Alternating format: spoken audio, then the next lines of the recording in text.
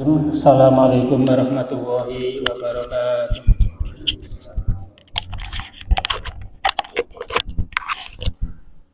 Alhamdulillah alladzi bi nikmatihi tatimmus shalihah. Allahumma shalli wa sallim wa barik wa an'im ala nabiyyina Muhammadin sallallahu alaihi wasallam. Faqala Allah ta'ala ya ayyuhalladzina amanu taqullaha haqqa tuqatih wa la tamutunna illa wa antum muslimun, amma ba'du. Jamaah salat Isya rahimakumullah. Malam hari ini sampai nanti menjelang bulan Ramadan, kita masih ada 3 kali pertemuan. Insya Allah kita akan membahas materi berkaitan dengan persiapan menjelang bulan Ramadan. Untuk yang pertama, malam hari ini kita akan membahas tentang rukun siyam Ramadan atau rukun siyam wajib, atau sebetulnya ini juga rukun siyam secara umum. Untuk rukun ibadah siyam ini jauh lebih sederhana dengan rukun sholat, karena sholat ini sifatnya ibadah fi'liyah, ibadah mengerjakan sesuatu, sehingga rukunnya ada belasan. Sementara ibadah puasa ini bukan mengerjakan, tetapi sifatnya at-tarku, meninggalkan. Karena sifatnya pasif, meninggalkan, maka rukun siyam hanya ada 2 saja, sehingga lebih sederhana untuk dipelajari. Rukun yang pertama adalah niat, sementara rukun yang kedua adalah imsak. Hanya ada 2 rukun ini. Kalau ibadah siyam kita tinggalkan salah satu rukun atau dua-duanya, maka siyam kita dipastikan batal. Maka kita bahas secara ringkas. Yang pertama adalah niat. Untuk niat, khususnya siyam yang hukumnya wajib, maka niat harus kita tunaikan sebelum terbitnya fajar, atau istilahnya tabyidul niyah. Niat itu harus bermalam sebelum fajar datang, maka kita sudah harus berniat sehingga nanti puasa kita bisa 100% tertunaikan sejak terbit fajar sampai dengan azan maghrib atau sampai dengan tenggelamnya matahari.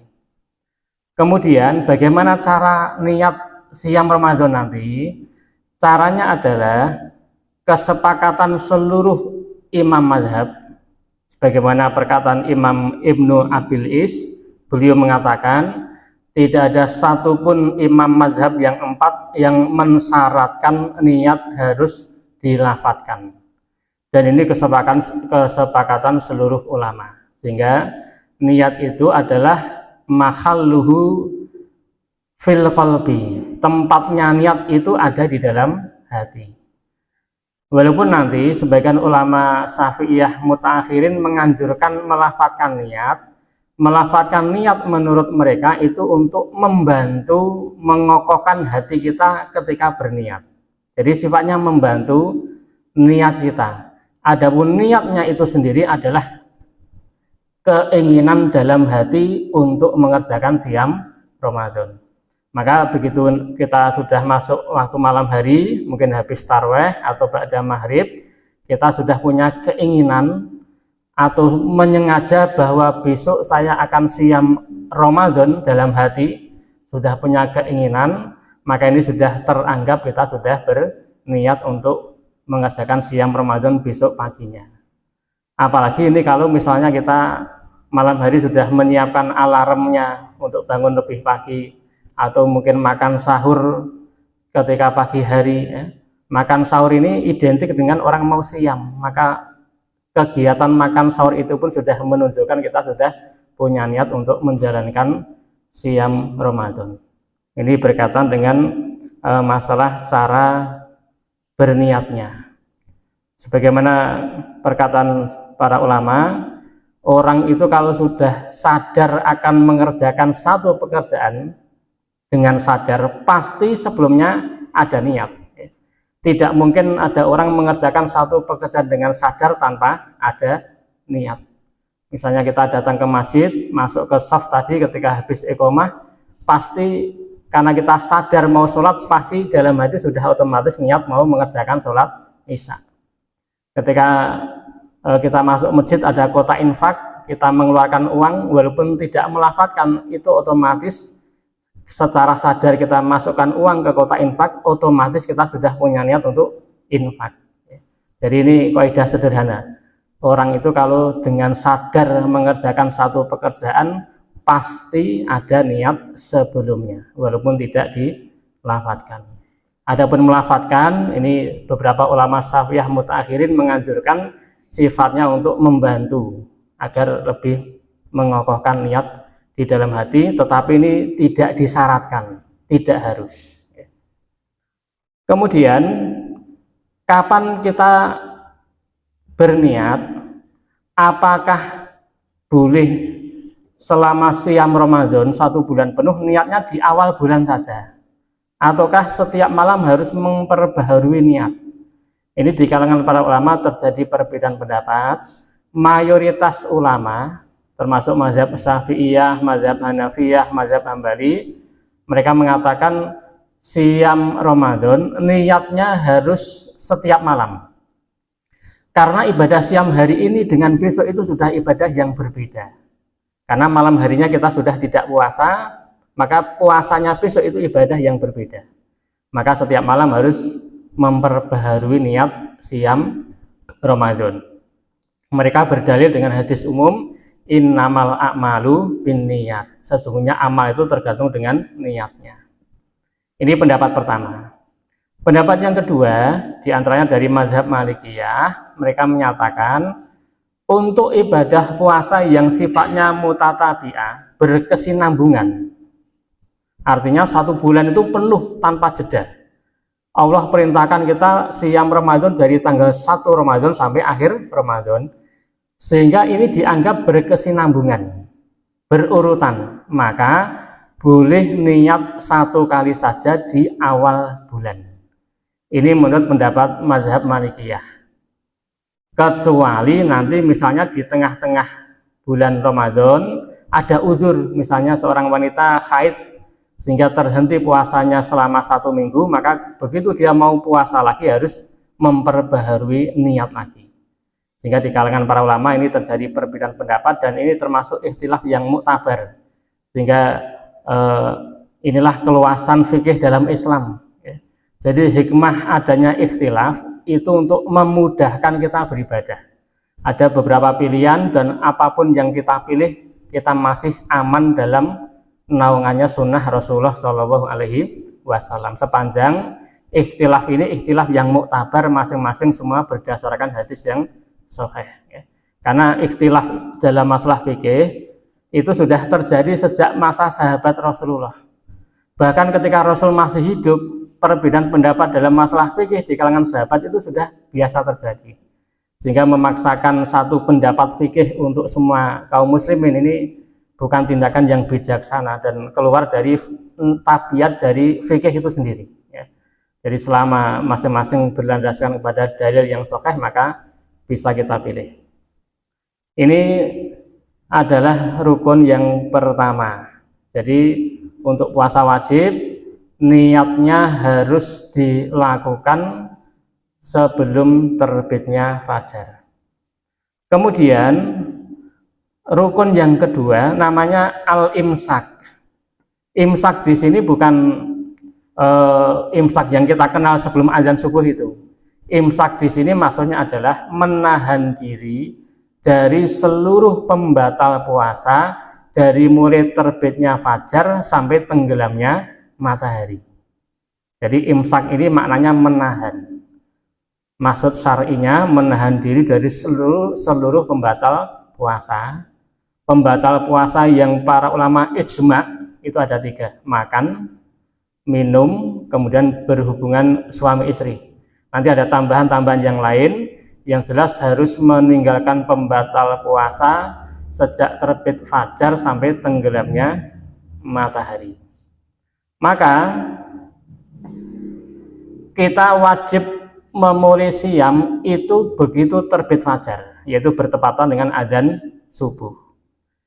Adapun pemberitahuan imsak yang kalau di jadwal imsakiyah itu biasanya diumumkan imsak itu 10 menit sebelum adzan subuh. Ini sifatnya bukan batas akhir sahur, tetapi ini untuk membantu kita agar persiapan, karena berarti sebentar lagi sudah adzan subuh. Apa dalilnya bahwa batas akhir sahur adalah terbitnya fajar atau adzan subuh? Dalil yang pertama adalah surat Al-Baqarah ayat 187. Allah berfirman, wa kulu wasrobu hatta yatabayyana lakumul khaytul abyadu minal khaytil aswadi minal fajr. Dan makan dan minumlah kalian sampai jelas beda antara benang putih dan benang hitam, yaitu terbitnya fajar. Jadi ayat ini jelas menunjukkan bahwa kewajiban kita memulai menahan diri dari makan dan minum tadi dimulai dari terbitnya fajar. Kemudian dalil yang kedua adalah sabda Rasulullah Shallallahu Alaihi Wasallam, riwayat dari Imam Bukhari dan Muslim. Rasulullah bersabda, Inna bilalan yu'adzinu bilailin. Jadi dulu pada masa Rasulullah azan itu 2 kali. Azan pertama yang muadzinnya adalah Bilal, itu ketika masih malam. Fakulu wasrobu hatta tasma'u adzana ibni Ummi Maktum. Maka ketika kalian mendengar adzannya Bilal, silakan terus makan dan minum sampai kalian mendengar adzannya Abdullah bin Ummi Maktum. Nah, adzan kedua ini muadzinnya Abdullah bin Ummi Maktum sebagai tanda sudah terbit fajar. Okay. Dan kebiasaan adzan 2 kali ini sampai sekarang setahu saya masih dikerjakan di Masjidil Haram dan Masjid Nabawi. Nah, maka hari ini status pemberitahuan imsak yang biasa kita dengar 10 menit sebelum adzan subuh ini sifatnya membantu kita agar segera menyelesaikan sahur kita, sehingga nanti begitu adzan subuh kita sudah siap menyelesaikan sahur dan siap untuk memulai menjalankan ibadah puasa Ramadan. Ya. Kalau dulu tandanya seperti tadi, ya, adzan Bilal itu masih boleh sahur, adzannya Abdullah bin Ummi Maktum harus berhenti dari sahur. Azan Bilal, azan yang pertama itu fungsinya ada 2. Fungsi pertama untuk membangunkan orang yang masih tidur sehingga mereka biar bisa ada waktu sholat tahajud. Fungsi yang kedua memberitahu kepada orang yang sudah sholat tahajud sejak tengah malam untuk memberitahu bahwa sebentar lagi azan subuh sehingga silakan untuk istirahat sebentar sambil menunggu azan subuh. Adapun ketika di siang Ramadan ada tambahannya sebagai pemberitahuan bahwa ini azan pertama, masih ada waktu sahur, tetapi sebentar lagi akan ada azan subuh. Ya. Dan jarak antara 2 azan ini sekitar orang membaca 50 ayat Al-Quran dengan panjang ayat yang sedang. Kemudian juga yang perlu diperhatikan, imsak di sini menahan diri dari pembatal puasa ini mulainya dari terbitnya fajar, bukan dari terdengarnya azan subuh. Karena kalau kita mengandalkan azan subuh, kan sangat mungkin azannya agak terlambat. Mungkin terlambat 5 menit atau 10 menit itu kan biasa. Maka kita harus cermat melihat jadwal imsakiyah, jam berapa azan subuh, maka saat itulah kita sudah harus memulai menahan diri dari pembatal puasa. Ini secara singkat 2 rukun siam. Pertama niat, yang kedua al-imsak. Nanti mudah-mudahan bisa kita amalkan. Dan namanya ibadah siam itu identik dengan keimanan kita. Maka Allah ketika memerintahkan siam, firman Allah, ya ayyuhalladzina amanu kutiba alaikumusiyam. Yang dipanggil adalah keimanan kita, wahai orang-orang yang beriman.